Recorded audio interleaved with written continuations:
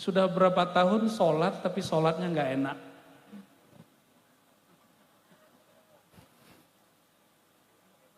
Sudah berapa tahun sholatnya nggak enak? Saya nggak ngomong khusyuk loh, enak.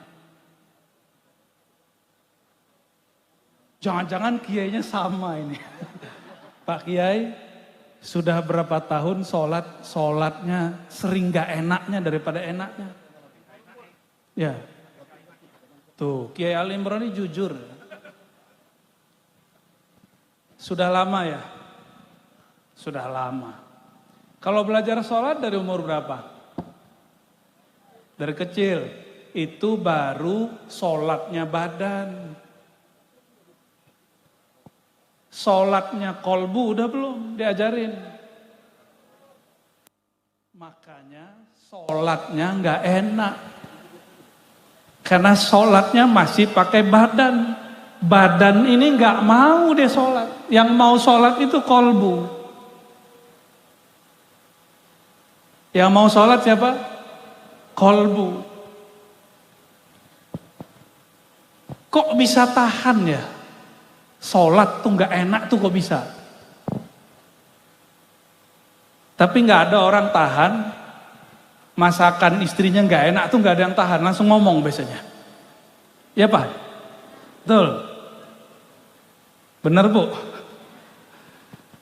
Buat kopi kemanisan, pasti protes. Pasti ditinggal. Bayangkan, kita ngidangin kopi, kemanisan, ditinggal. Kurang manis, nggak diminum, icip dikit ditinggal.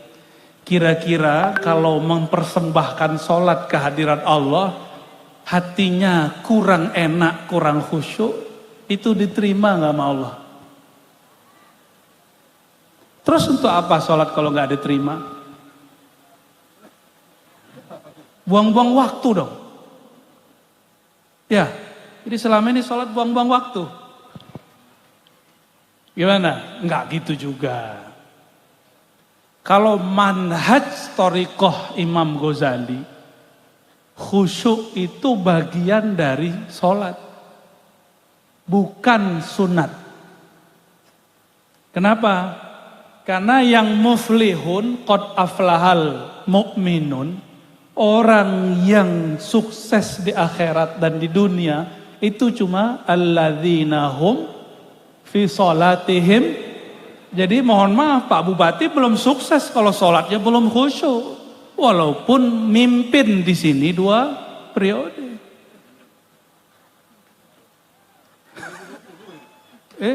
Waktu 2020. Udah berapa tahun berarti nih? 10 tahun?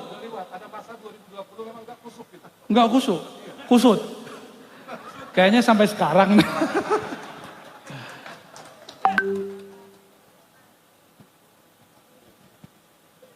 Kok ada orang tahan?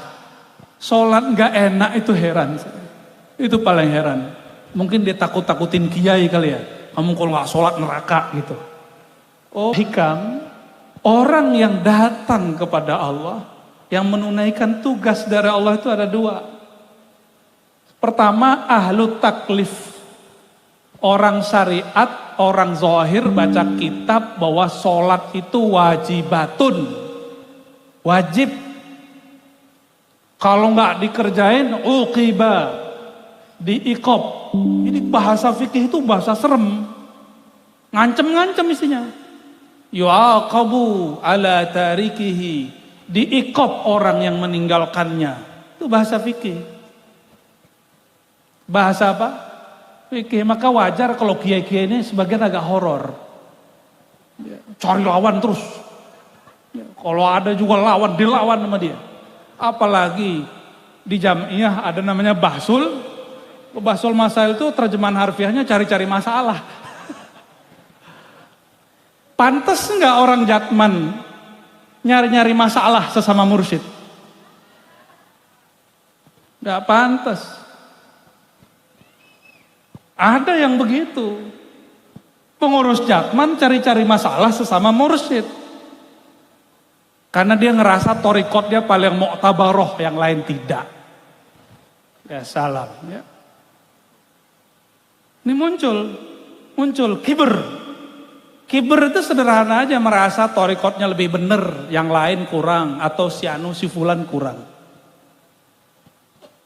Saya mau tanya pada Kiai, kalau kita melihat ada satu kelompok tarekat muncul nih di Sumatera Selatan, satu aliran zikir torikot ngomong aneh-aneh, dimusuhi atau dirangkul? Saya mau lihat nanti nih, Raisyobiyah, piye? Ide nakal. Bahsul masail yang di jam'iyah nggak usah dimasukin ke jatman. Di jatman itu bukan bahsul masail, tapi silaturahim. Sepakat nggak Kiai? Jadi bahsul masail programnya apa? Silaturahim ke zawiyah-zawiyah torikot, ke surau-surau zikir, ke pesantren-pesantren torikot. Sepakat nggak Kiai? Bukan nyari kesalahan orang. Sejak kapan jatman boleh menghakimi orang? Nggak pernah ada kan? Dan setahu saya Al-Habib Abah Lutfi juga nggak begitu orangnya. Beliau suka ngerangkul. Dan yang paling penting, dulu Buya Hamka, masih ingat Buya Hamka? Karena ada lagi film Buya Hamka nih. Buya Hamka orang Muhammadiyah, ketua MUI. Dulu Abah Zain Syukri dituduh sesat oleh kiai-kiai yang jago baca kitab katanya.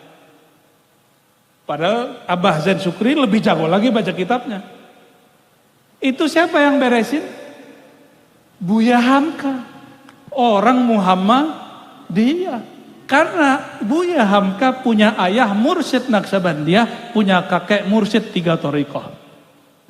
Kakek dia Tuanku Kisai, Syekh Amrullah, itu 3 thariqah dia mursyidnya. Maka tadi pagi kami ngobrol-ngobrol dengan banyak kiai dan mursyid. Alhamdulillah, kiai-kiai ini satu kiai ada banyak thariqah. Ya alhamdulillah. Jadi bolehkah orang banyak thariqah? Ya, tanya sama beliau-beliau. Boleh, tapi dengan syarat. Ya. Jalan banyak, tapi yang ditempuh yang mana? Pasti satu. Ya, yang ditempuh pasti sungai banyak. Kalau sudah sampai di laut, sama-sama asin nggak? Nah, nanti di akhirat Nabi nggak nanya, thariqat kamu apa? Nggak tanya. Nggak ditanya. Yang ditanya apa? Pas masuk kubur yang ditanya apa? Man rabbuka, siapa Tuhan kamu? Itu pertanyaan fikih atau pertanyaan ma'rifat? Lagi nih, yang kenceng. Itu pertanyaan ilmu fikih apa ilmu ma'rifat? Nggak ditanya mengenai rukun wudhu berapa gitu, nggak ada di alam kubur. Nggak ada. Macam-macam air nggak ditanya di alam kubur. Yang ditanya apa? Man rabbuka atau ma rabbuka, yang mana yang benar hadisnya? Pakai man. Itu pertanyaan man, itu pertanyaan ma'rifah dari am ke khos. Siapa Tuhanmu? Ma'rifat bukan? Atas dasar itulah ulama kita sepakat dengan satu kalam. Awaluddin ma'rifatullah.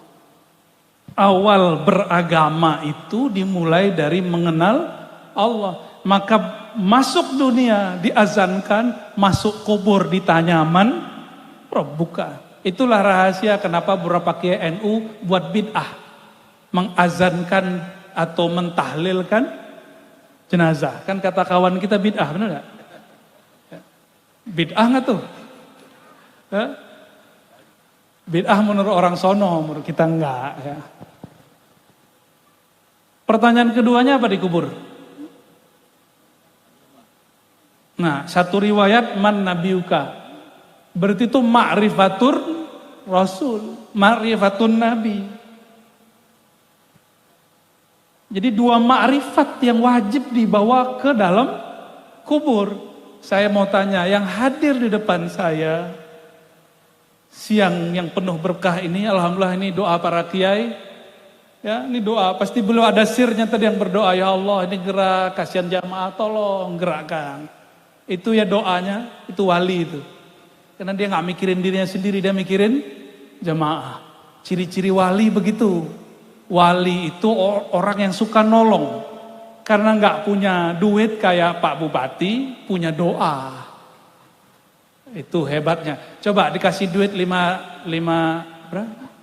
juta, nggak cukup. 10 juta, nggak cukup. Ini orang terlalu banyak. Tapi pas dikasih awan, seneng nggak? Alhamdulillah.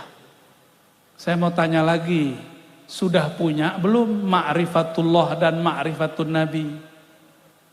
Terus kalau mati gimana cara jawab nanti? Maka buru-buru cari ilmu ini. Ma'rifatullah, ma'rifatun Nabi. Berarti wajib gak belajar ma'rifat? Wajib apa sunat? Dan ma'rifat itu ketemunya di kalangan para mursyid yang bertorikoh pastinya. Oleh karena itu bertorikoh sunat apa wajib? Ayo yang kenceng. Bertorikoh sunat apa wajib? Wajib, bukan sunat. Yang ngomong begitu langsung Syekh Muhammad Amin Al-Qurdi. Jadi kalau nggak bertorikoh gimana?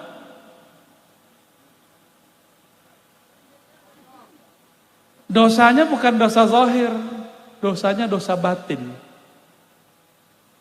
Secara fikih tidak berdosa, tapi secara batiniah, secara hakikat dia disebut jahilun billah. Bapak Ibu, ada satu hadis, mau jadi wali Allah nggak? Mudah Pak, menjadi wali Allah itu gampang. Dengerin hadisnya, hadis qudsi, hadis Sahih Bukhari. La yazalu abdi yataqarrabu ilayya bimaftaradtuhu alaih. Senantiasalah hambaku istiqamah mendekatkan dirinya kepadaku dengan yang aku wajibkan. Kalau ahli fikih ngomong wajib apa aja? Pasti sholat lagi, ya kan? Sholat. Tapi sholatnya nggak pernah enak. Kecuali lagi dompetnya tipis, lagi kena musibah itu bisa nangis. Nangisnya bukan karena dia sholat, tapi karena dompetnya tipis. Jadi bertuhannya matre. Kenapa Kiai? Pak Bupati, dibentak istri. Waduh Pak Bupati curhat, dibentak istri nangis. Yang ada ibu-ibu dibentak suami, nyolot. Allahumma sholli ala sayyidina Muhammad.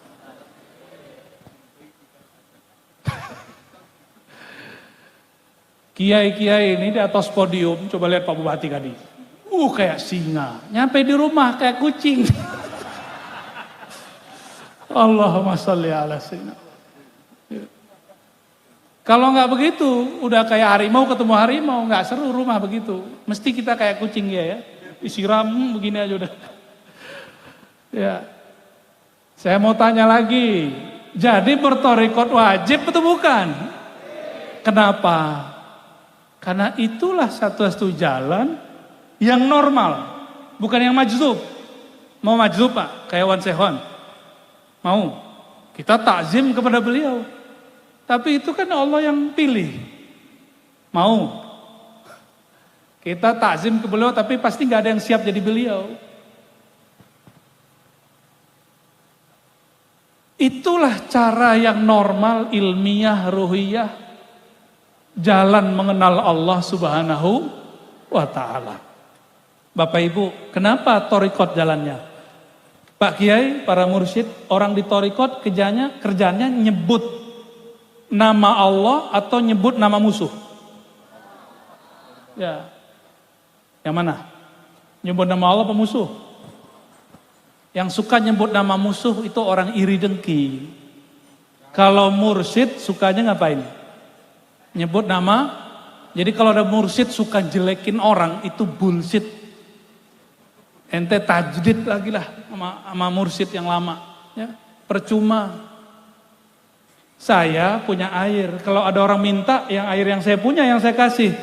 Kalau air saya sudah butek karena gunjingin orang, iri dengki sama orang, terus nyiramin orang pakai air, yang keluar air apa? Air butek. Isinya iri dengki. Muridnya sama gurunya. Gurunya iri dengki, muridnya iri dengki. Gurunya suka gunjingin mursyid lain, muridnya sama. Gurunya merasa torikotnya lebih tinggi, muridnya apa bedanya?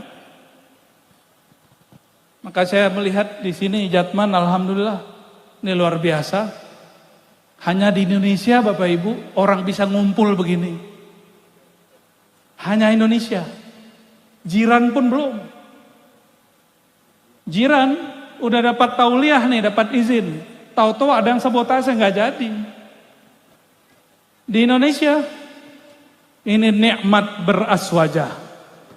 Jadi kalau ada kiai-kiai Ahlus Sunnah nggak bersyukur dengan Indonesia ini nikmat dari Allah, angkat kaki dari negeri ini. Ya. Cari negeri lain yang kira-kira dia bisa ceramah bebas seperti ini Indonesia. Yang guyup kayak gini, Masya Allah.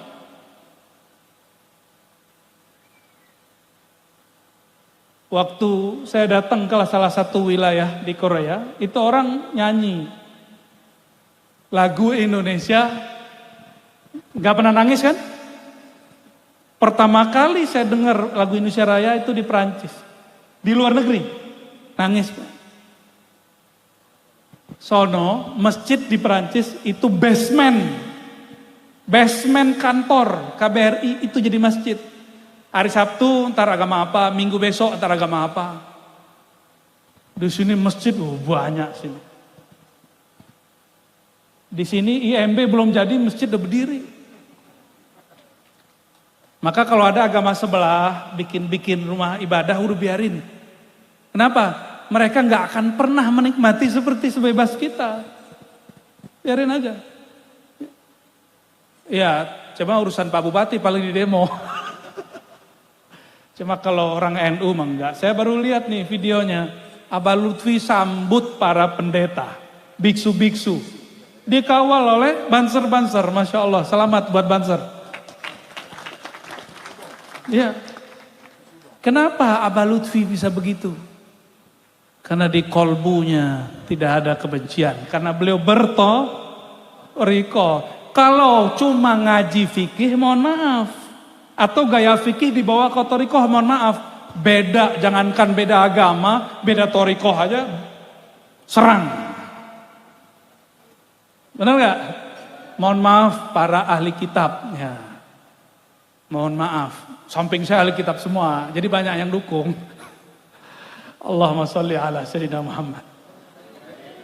Jadi kalau benar orang-orang Nahdiyin beraswaja manhaj tasawufnya manhaj Imam Ghazali nyuruh cari mursyid.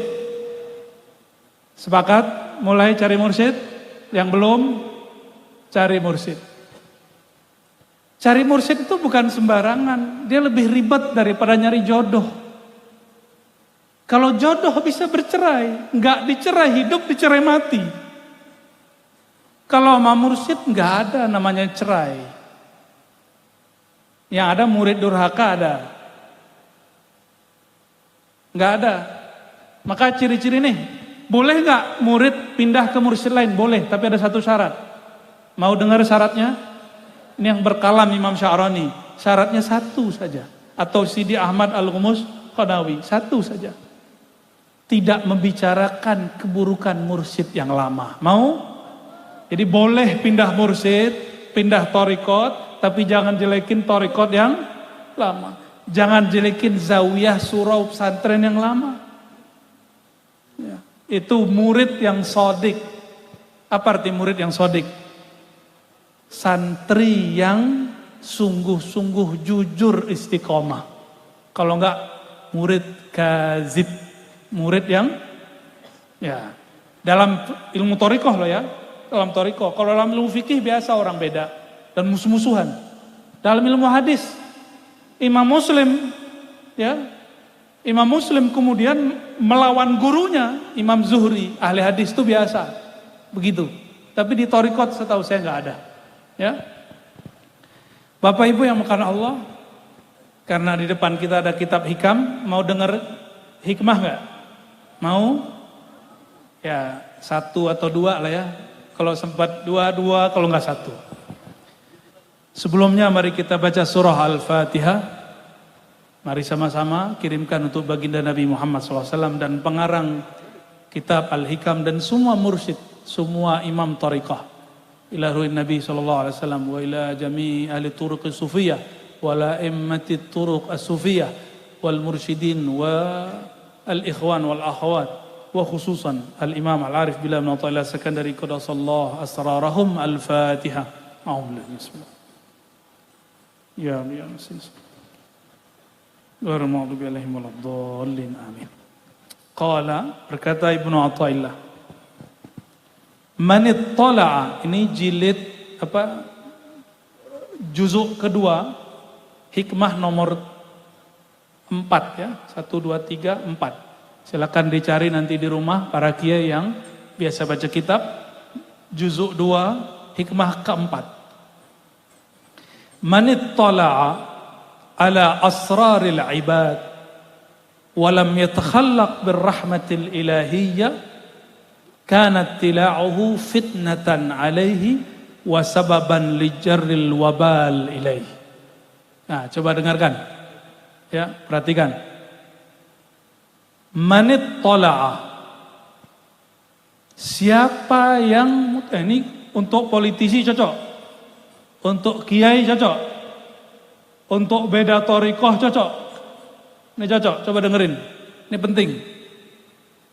Manit tola'a. Siapa yang menilik, nilik bahasa Melayu, melirik, melihat, mengetahui ala asraril ibad, terhadap rahasia orang lain dari hamba Allah. Kita tahu nih rahasia itu bisa jadi kesalahannya, kekurangannya, aibnya. Kalau dalam bahasa tasawuf disebut apa? Kasyaf. Apa bahasa tasawufnya? Kasyaf, ya. Kasyaf itu artinya penyingkapan. Kalau mata ditutup bisa lihat ke depan nggak? Coba tutup Bapak Ibu, sebagian aja. Nah tutup, bisa lihat nggak? Nggak bisa. Kalau kolbu ditutup bisa ngelihat nggak kolbu orang? Jadi hati-hati sama ahli kolbu, dia tahu kolbu orang lain. Bagi ahli kolbu orang lain bukan gaib. Tapi bagi akal isi kolbu gaib. Tapi bagi ahli kolbu, isi kolbu orang gak gaib. Ini rahasia mursyid ahlul qulub. Tidak semua mursyid. Hanya mursyid yang ahlul qulub. Mursyid yang tajam kolbunya, kolbu orang di depan bahkan sepenuh ini Allah izinkan bisa melihatnya. Diizinkan bisa. Kenapa? Kolbu itu gaib, maka dia tahu yang gaib. Mata ini zahir, hadir, maka dia taunya yang zahir dan hadir. Jadi bagi mursyid, bagi ahli Allah, mengetahui siapa orang itu bukan keramat. Itu main harian itu, mainan harian, udah bosen. Contoh, ini beliau kalau dengerin orang baca Quran, hatta kiai pasti tahu kurang matnya di mana. Bener gak kiai? Geli gak kiai? Pasti istighfar mulu kalau ada kiai salah baca ayat. Yang paling istighfar beliau ini. Kenapa? Tahu aibnya. Nah, apa adabnya kalau kita tahu orang punya aib? Kalau politisi tahu rival dia punya aib, diekspos atau tidak? Kira-kira gimana Pak Bupati? Dulu jangan-jangan mau maju lagi deh ya?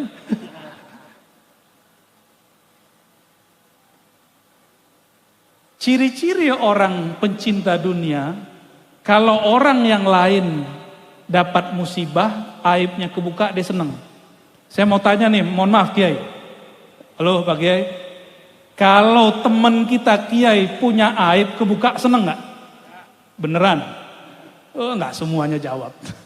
Berarti ada yang senang. Senang kalau ada mursyid berkasus. Wajar. zaman belum berkembang banyak. Ya. Karena hobinya jadi juri. Nyari kesalahan, tugas juri ngapain? Nyari kesalahan orang. Ya. Bapak Ibu yang bukan Allah. Apa kata beliau? Siapa saja yang diizinkan Allah untuk mengetahui rahasia orang lain. Lalu lam yatakhallaq, dia tidak berakhlak, tidak bersikap dengan rahmah ilahiyah, dengan kasih sayang, dengan kelembutan, kanat tila'uhu fitnatan alaih. Maka kasyaf dia, ujian bagi dia disebut dengan kasyaf seton. Kasyaf apa? Walaupun dia zikir 10.000, 50.000 sehari. Tapi dia sama setan. Kenapa? Setan juga ahli zikir.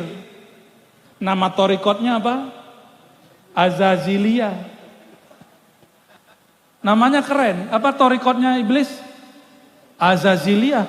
Itu 18.000 tahun wiridannya, kholwatnya. Mohon maaf, Kiai, ada yang 18.000 tahun wiridan? Ada nggak? Pak Bupati aja baru 10 tahun jabat ya, kurang dikit. Ya. Ada yang jadi mursyid 18.000 tahun? Enggak. Wasababan li jarril wabal ilaih. Kalau begitu, maka dia dapat kasyaf syaitan, pengetahuan dia hanya membuat dia dapat wabal, siksa. Ya. Maka berdasarkan ini para kiai, para teman-teman semua, ikhwan, akhwat, aib siapapun yang tampak pada diri kita, kita tutup. Itu azan? Kita lanjut atau cukup? Cukup ya? Kita dengar sebentar ya.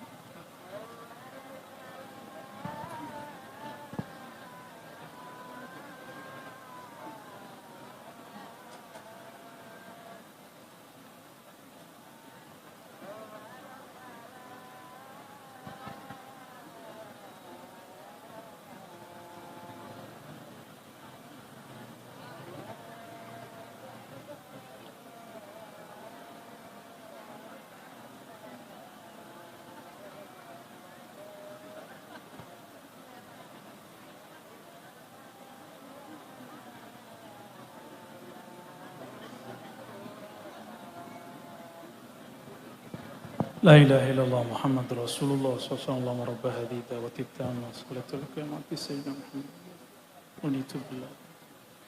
Ya, kita teruskan sedikit. Bapak Ibu yang bukan Allah, apa kata Imam Nutailah Sekandari? Ini pesan untuk kami, para mu'alim, untuk para kiai, juga pada para ikhwan, ya, para jamaah. Kalau suatu saat ada aib, ada keanehan di kawan-kawan kita, itu kita buka atau kita tutup. Ini biasanya kita sering ngomong begini, aku kasih tahu lo ini rahasia. Kalau dikasih tahu, rahasia nggak? Itu pembatalan rahasia. Mohon maaf, kita kalau punya teman ember, mau nggak nyimpen rahasia ke dia? Nggak mau. Itu baru kita, itu sifat jalaliyah kita namanya. Kira-kira Allah Ta'ala maukah, ridhokah nyimpen rahasia ke kolbu yang ember? Mau nggak? Jadi kenapa ada mursyid yang rahasianya banyak, ada mursyid yang rahasianya sedikit. Bahkan gak punya rahasia, bahkan gak dipercaya lagi oleh Allah. Karena dia tidak mampu nyimpen rahasia. Allah gak suka sama dia. Ntar kalau sama dia ember, sama dia diem aja. Akhirnya orang-orang seperti ini gak diberi sir oleh Allah. Gak diberi rasa oleh Allah. Tidak diberi khusyuk. Dulu Nabi Ibrahim itu setiap malam Isra. Nih di kitab ini, di syarah Imam Ibn Abbad. Nabi Ibrahim setiap malam Isra. Maka kalau ada orang nanya, secara ilmu hadis Nabi berapa kali Isra? Mi'raj 5. Tapi secara ilmu hakikat Nabi Isra setiap sholat. Nabi Isra Mi'raj setiap sholat. Muncullah kaidah as-salatu mi'rajul mukmin. Salat itu mi'rajnya mukmin. Sayyid bukan jabatan kerasulan. Jadi kalau Nabi salat bisa masuk ke dalam alam sana, kita mestinya bisa begitu juga. Itu sebabnya ini berat bagi para mursyid, berat. Kata Imam Sya'rani dalam Al-Anwar Al-Qudsiyah. Ya. Apa kata beliau? Kalau ada mursyid ketemu mursyid yang dia tahu makomnya lebih tinggi, ma'rifatnya lebih dalam, ambil dari dia. Jadi murid kepadanya. Jadi nggak boleh stagnan berhenti di satu thariqah. Nggak siap ya mursyid ya. Takut muridnya pindah ya. Nggak bakal pindah. Justru muridnya lihat guruku tawadhu ya. Apalagi aku gitu harusnya. Gimana? Ada mas-mas kalau lagi sholat diizinkan Allah masuk surga, ada nggak? Jadi benarlah kata Abdullah bin Amr dalam Sunan Tirmizi. Awwalu ma yuqbadu yawmal qiyamah qabla yawmil qiyamah al-khusyu'. Yang pertama dicabut oleh Allah di akhir zaman khusyuk. Sehingga nggak ada mau kiai nggak khusyuk.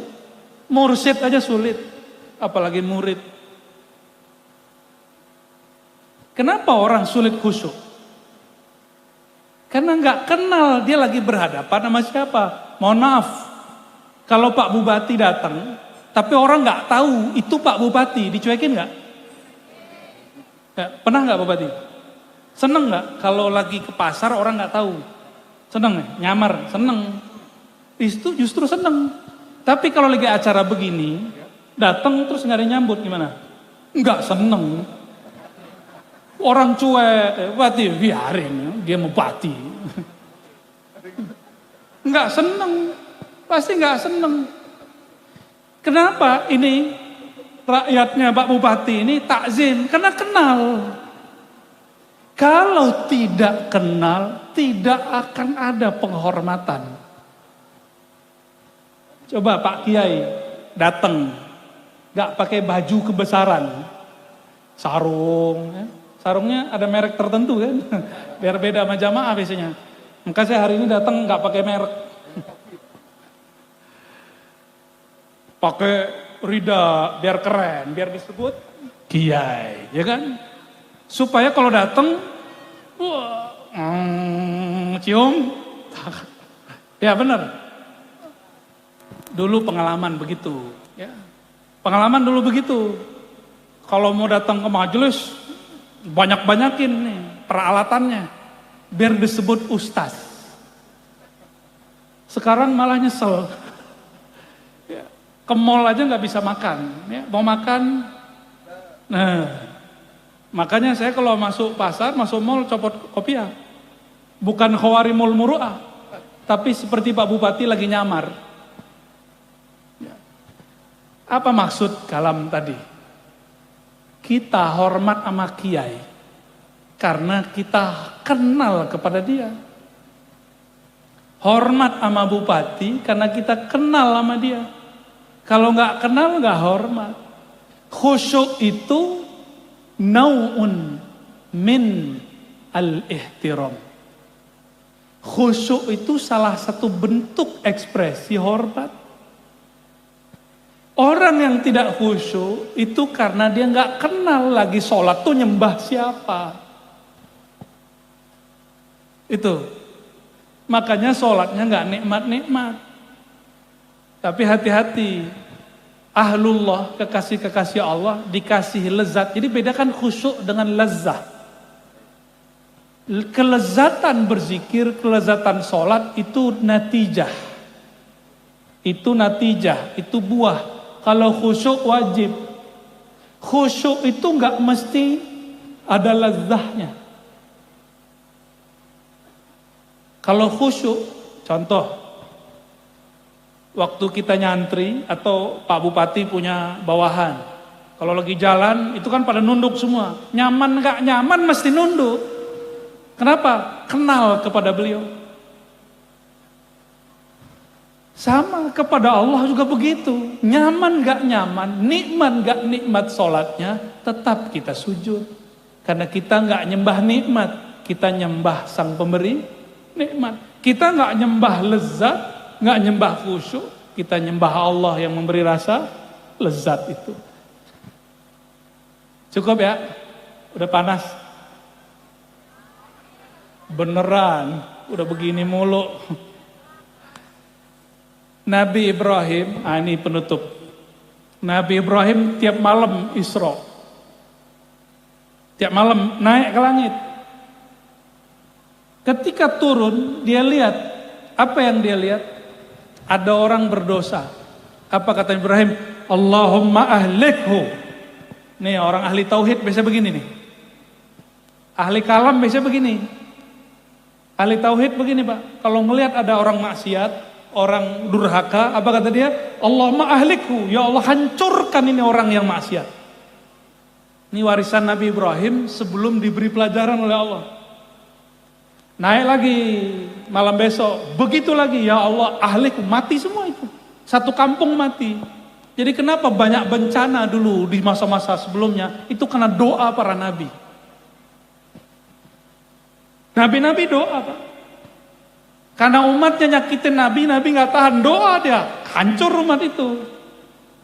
Nabi Muhammad disakiti orang Taif, angkat tangan gak? Doa gak? Enggak, makanya enggak turun azab ke Taif dan Mekah. Kalau enggak itu Mekah udah ditutup sama gunung Taif, bukit Taif.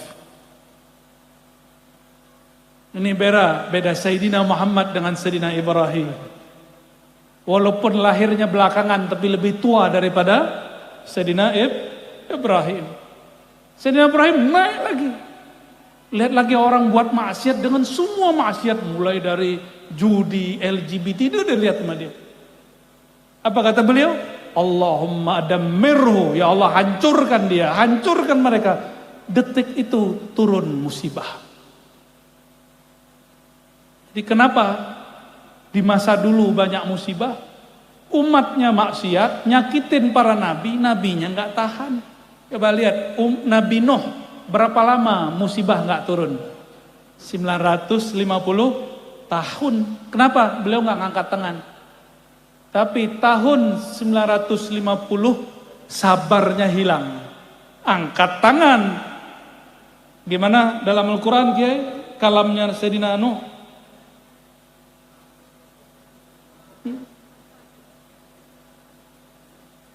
Apa doa beliau? Labbi la tazar. Itu Nabi. Itu doa orang lagi pengen punya anak tuh Kiai. Labbi la tazar ni farda. Surat Nuh. Doa Nabi Nuh persis kayak Nabi Ibrahim. Kalau di teks ini disebutkan Allahumma ahlikhu. Yang kedua damirhu. Sama enggak? Ini mohon maaf, kalau ada amar ma'ruf nahi mungkar ingin ngancurin pemaksiat, itu Nabi Ibrahim belum dibenerin oleh Allah.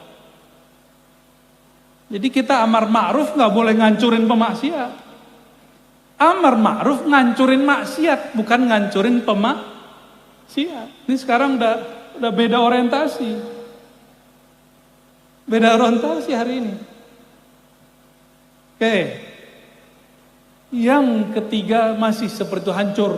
Jadi ada umat hancur 3 kali karena doa Nabi Ibrahim. Terus apa yang terjadi? Naik lagi ke langit, tapi beliau melihat dirinya nyembelih anaknya. Gimana Pak? Ru'yal anbiya wahyun, mimpi para nabi wahyu, benar? Mimpi para nabi wahyu. Malam besok lihat lagi. Malam besok lihat lagi doa, ya Rabb, hadza waladi, hadza abdun min ibadika. Ya Rabb, ini anakku. Kalau engkau perintahkan aku nyembelih, kasihan ya Allah. Di situ Allah berkalam, ya Ibrahim, ente lupa, ini baru 1 anak, kamu sudah bilang hadza waladi, ini anakku, ini santriku. Loh, yang kemarin kamu doakan banyak orang hancur, emang itu bukan hamba Allah, abdun min ibadika. Hamba engkau juga ya Allah. Akhirnya Nabi Ibrahim tobat di situ. Maka beliau ketika sadar langsung kasih tahu kepada siapa? Anaknya Sayyidina Ismail. Mau dapat pelajaran begitu? Kan gak mau kita.